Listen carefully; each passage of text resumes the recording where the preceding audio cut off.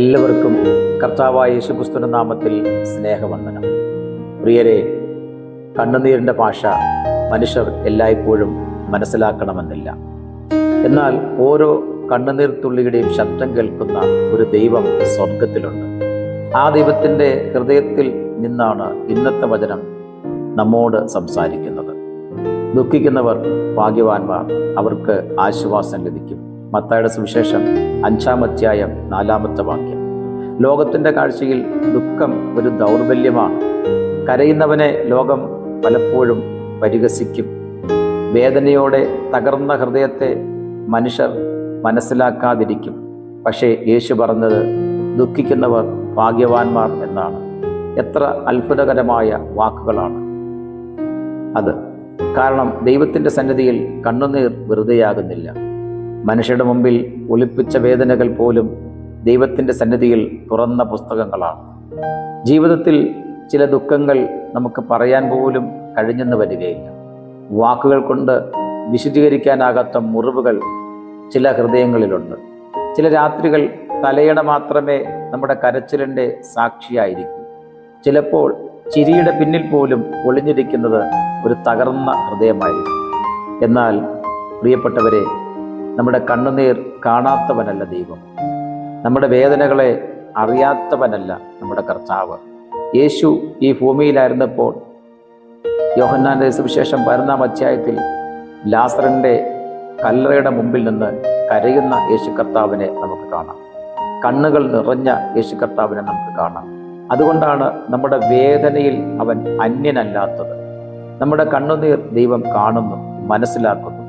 ചില ദുഃഖങ്ങൾ നഷ്ടങ്ങളുടെ ദുഃഖമാണ്. പ്രിയപ്പെട്ടവരെ നഷ്ടപ്പെട്ടതിൻ്റെ വേദന. ചിലത് പരാജയങ്ങളുടെ ദുഃഖം, ചിലത് പാപത്തെക്കുറിച്ചുള്ള ഹൃദയവേദന, ചിലത് ഏകാന്തതയുടെ കരച്ചിൽ. എന്നാൽ യേശു പറയുന്നു, നിങ്ങളുടെ ദുഃഖത്തിന് ഒരവസാന വാക്കുണ്ട്. അത് പിന്നെയും ദുഃഖമെന്നല്ല, ആശ്വാസമാണ്. ദൈവത്തിൻ്റെ ആശ്വാസം ലോകത്തിൻ്റെ ആശ്വാസം പോലെയല്ല. ലോകം ചിലപ്പോൾ വേദനകൾ മറക്കാൻ വിനോദങ്ങൾ നൽകും. പക്ഷെ ദൈവം മുറിവ് തന്നെ സ്പർശിച്ച് സൗഖ്യമാക്കുന്നു. ലോകം കുറച്ച് നിമിഷത്തെ ആശ്വാസം നൽകും. പക്ഷെ ദൈവം ആത്മാവിനെ ശാന്തമാക്കുന്ന നിത്യ സമാധാനം നൽകുന്നു. ഒരമ്മ കരയുന്ന കുഞ്ഞിനെ നെഞ്ചോട് ചേർക്കുന്നത് പോലെ ദൈവവും തൻ്റെ മക്കളെ ചേർത്ത് പിടിക്കുന്നു. കണ്ണുനീർ നിറഞ്ഞ രാത്രിക്ക് ശേഷം പ്രത്യാശയുടെ പ്രഭാതം ദൈവം നമുക്കായി നൽകുന്നു.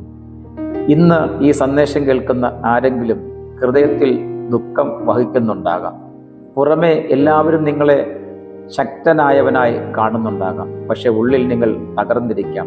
ഓർമ്മിക്കുക, നിങ്ങളുടെ കണ്ണുനീർ ദൈവം മറന്നിട്ടില്ല. ലോകം നിങ്ങളെ ഉപേക്ഷിച്ചാലും ദൈവം നിങ്ങളെ ഉപേക്ഷിക്കുകയില്ല. മനുഷ്യർ നിങ്ങളെ മനസ്സിലാക്കാതിരുന്നാലും സ്വർഗത്തിലെ സ്നേഹവാനായ ദൈവം നിങ്ങളുടെ ഹൃദയത്തിൻ്റെ നിശബ്ദമായ നിലവിളി കേൾക്കാതിരിക്കുകയില്ല. ആ ദൈവം നമ്മുടെ നിലവിളികൾ കേൾക്കുന്നു. ഒരു ദിവസം വരും, ദൈവം ഓരോ കണ്ണുനീരും തുടച്ചു മാറ്റുന്നൊരു ദിവസം, വേദനകൾ അവസാനിക്കുന്നൊരു ദിവസം, കരച്ചിലുകൾ സ്തുതിയായി മാറുന്നൊരു ദിവസം.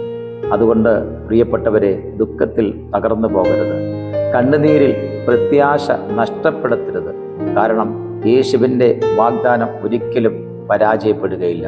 ദുഃഖിക്കുന്നവർ ഭാഗ്യവാന്മാർ, അവർക്ക് ആശ്വാസം ലഭിക്കും. ഈ ആശ്വാസത്തിൻ്റെ ദൈവം നമ്മുടെ ഹൃദയങ്ങളെ ഇന്നും ഈ സന്ദേശം നിമിത്തം സ്പർശിക്കുമാറാകട്ടെ. എല്ലാവരെയും കർത്താവ് ധാരാളമായി അനുഗ്രഹിക്കുമാറാകട്ടെ എന്ന പ്രാർത്ഥനയോടെ നിർത്തുന്നു. God bless you.